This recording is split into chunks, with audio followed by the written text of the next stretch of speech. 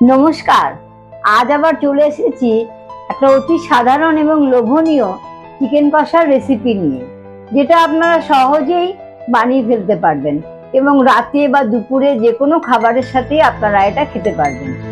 তাহলে চলুন দেখে নিই রেসিপিটা। বন্ধুরা, এখানে আমি 600 গ্রাম চিকেন নিয়ে নিয়েছি। এর মধ্যে 1 চামচ করে আদা বাটা ও রসুন বাটা দিয়ে দিয়েছি এবং 1/2 চামচ লঙ্কা গুঁড়ো ও 1/2 চামচ হলুদ গুঁড়ো ও পরিমাণ মতো নুন দিয়ে ভালো করে মেখে 30 মিনিটের জন্য রেস্টে রেখে দিয়েছি। গ্যাসে একটা কড়াই বসিয়ে তাতে পরিমাণ মতো তেল দিয়ে কয়েকটা আলু আমি ভেজে নিলাম মাংসে দেওয়ার জন্য। আলুটা ভাজা হয়ে গেলে সেই তেলের মধ্যে আরো কিছুটা তেল দিয়ে চিনি দেব। তো চিনিটা ক্যারামেলাইজ হয়ে গেলে তাতে একে একে গোটা কিছুটা গরম মশলা দিয়ে দেব।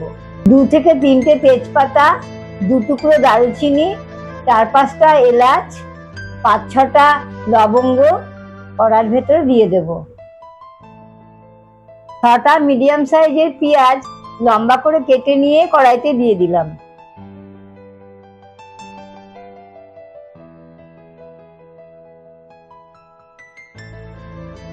কিছুক্ষণ ভেজে নেওয়ার পর তার ভেতরে একটা বড় টমেটো ছোট ছোট করে কেটে দিয়ে দেব এবং 2টো কাঁচা লঙ্কা চিড়ে দিয়ে দেব। এরপর 1 চামচ হলুদ গুঁড়ো, 1 চামচ লঙ্কা গুঁড়ো এবং 2 চামচ ধনে গুঁড়ো ছোট চামচের দিয়ে দেব।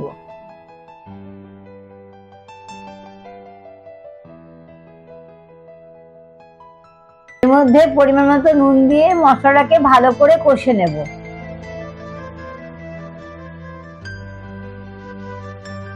মশলাটা ভালো করে ভাজা হয়ে গেলে এর ভেতরে আগে থেকে ম্যারিনেট করা চিকেনটা দিয়ে খুব ভালো করে বেশ কিছুক্ষণ নাড়াচাড়া করে কষে নেব এবং তারপর ঢাকনা দিয়ে ঢেকে দেব এবং গ্যাসের ফ্লেমটাকে লোতে রাখবো।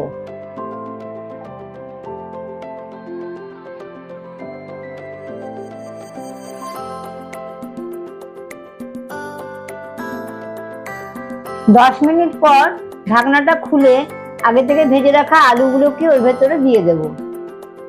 দেখুন, আলু দেওয়ার পর আমি আবার ঢেকে দিয়েছিলাম। এবার ঢাকনাটা খুলে দেখলাম যে কত সুন্দর মাংসটা সুসিদ্ধ হয়ে গেছে এবং অনেকটা জলও বেরিয়েছে। এরপর কিছুটা গরম মশলার গুঁড়ো দিয়ে হাই ফ্লেমে রেখে মাংসের ঝোলটাকে শুকিয়ে নেব।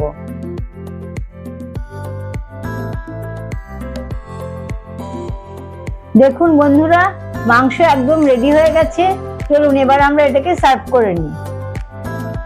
আমি এখানে 2টো রুটির সাথে সার্ভ করেছি এবং সঙ্গে 2 টুকরো পেঁয়াজ। আপনারা চাইলে পোলাও বা জিরা রাইসের সাথেও খেতে পারেন। আজকের মতো বিদায় নিচ্ছি। আপনারা ভালো থাকুন, সুস্থ থাকুন।